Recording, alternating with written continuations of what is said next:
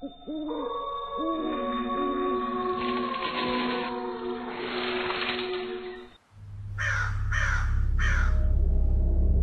ने देखा उन सबके शरीर से खून बह रहा था और वो सब जवान थे और मार्था शैतानी अंदाज में मुस्कुरा रही थी।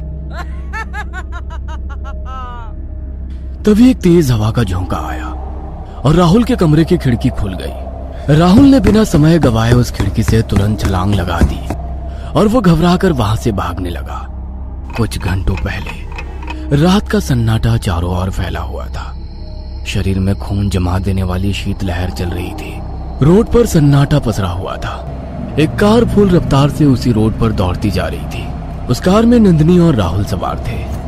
राहुल रात के अंधेरे में बड़े ध्यान से गाड़ी ड्राइव कर रहा था। राहुल की कुछ दिन पहले ही नंदिनी के साथ शादी हुई थी। दोनों की लव मैरिज थी। राहुल 6 घंटे से गाड़ी ड्राइव कर रहा था। नंदिनी बहुत देर से मोबाइल पर कोई स्टोरी पढ़ रही थी। स्टोरी पढ़ते पढ़ते उसने गुस्से में राहुल से कहा, आखिर हम लोग कब तक मनाली पहुंचेंगे? 6 घंटे हो गए तुम्हें ड्राइव करते करते। अब तो मेरी स्टोरी भी खत्म होने वाली है। अरे बस 1 घंटे का रास्ता और बाकी है, तुम चिंता मत करो, मैंने रूम की बुकिंग करवा दी है। ओह माय गॉड, 1 घंटा और?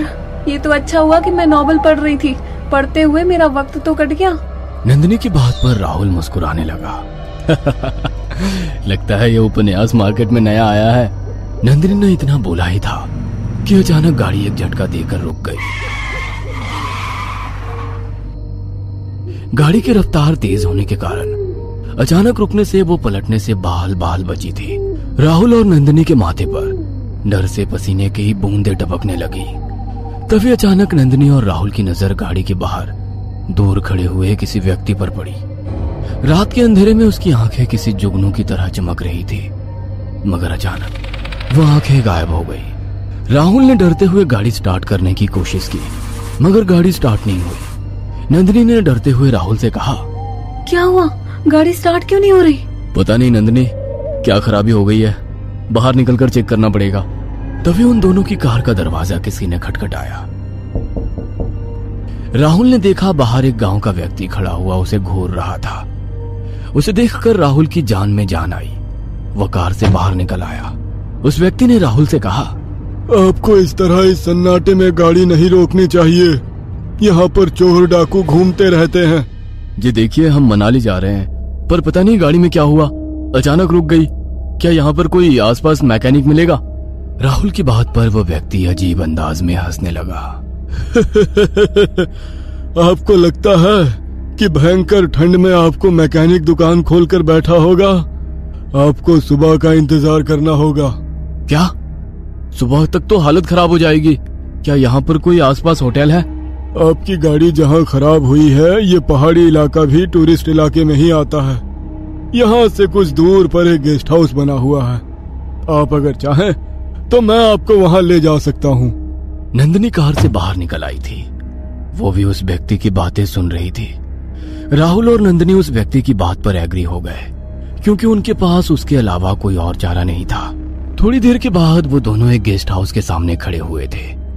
नंदिनी गेस्ट हाउस के बाहर लगे हुए बोर्ड को बहुत गौर से देख रही थी, जो लाइट से जगमगा रहा था, जिस पर लिखा था हनीमून गेस्ट हाउस।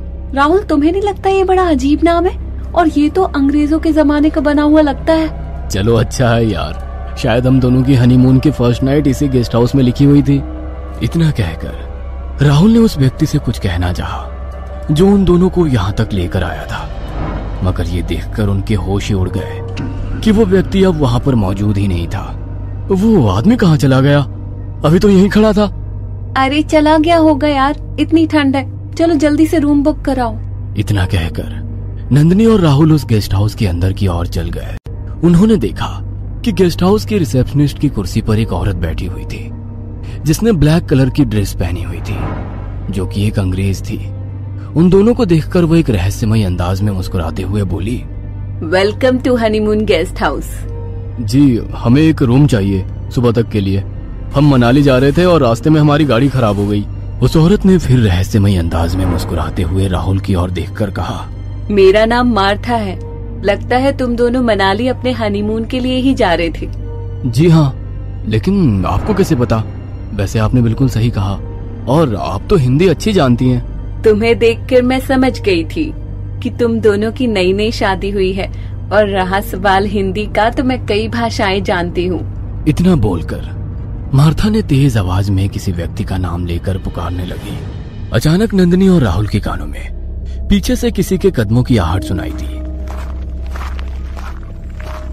राहुल और नंदिनी ने पीछे मुड़कर देखा तो उनके रोंगटे खड़े हो गए, क्योंकि उन्होंने देखा अंधेरे में कोई शख्स चलता हुआ उनके नजदीक आ रहा था, जिसकी आंखों का रंग लाल था, जो अजीब अंदाज में चमक रही थी।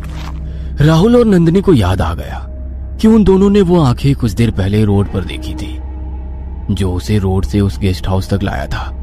मार्था ने उस व्यक्ति के हाथ में चाबी देकर कहा, सैम, इन्हें ऊपर का कमरा दे दो, वही कमरा जो हमारे गेस्ट हाउस में हनीमून रूम के नाम से मशहूर है। सैम ने चाबी हाथ में लेकर राहुल की ओर देखकर कहा, आइए मेरे साथ। तुम तो वही हो जो हमें इस गेस्ट हाउस तक लेकर आए थे, लेकिन तुम अचानक कहाँ गायब हो गए थे? लेकिन सैम ने राहुल की बात का कोई जवाब नहीं दिया। वो चुपचाप सीढ़ियां चढ़ने लगा। उसके पीछे पीछे राहुल और नंदिनी भी सीढ़ियों के ऊपर चढ़ने लगे। राहुल और नंदिनी ने महसूस किया कि उस गेस्ट हाउस में अजीब ठंडक थी और एक अजीब सी गंध बार बार उनके नाक में टकरा रही थी। कुछ ही देर में सैम राहुल और नंदिनी को ऊपर एक कमरे की ओर ले गया। राहुल ने देखा कि उस कमरे के पास 2 कमरे और बने हुए थे और उन कमरों में से आवाजें आ रही थी। सैम ने कमरे की चाबी राहुल के हाथों में थमा दी। इस वक्त रात के 1 बजे हैं। आप दोनों को भूख लगी होगी, क्या आप लोग कुछ खाने के लिए लेंगे? नंदिनी राहुल को देखकर बोली, मुझे तो बहुत जोरों की भूख लगी है राहुल, पिछले 6 घंटे से हमने कुछ भी नहीं खाया है। ठीक है सैम, जो भी हो खाने के लिए ले आओ, और हाँ, हो सके तो उसके साथ गर्मा गर्म चाय भी लेकर आना। हाँ ठीक है। इतना कहकर सैम वहां से चला गया।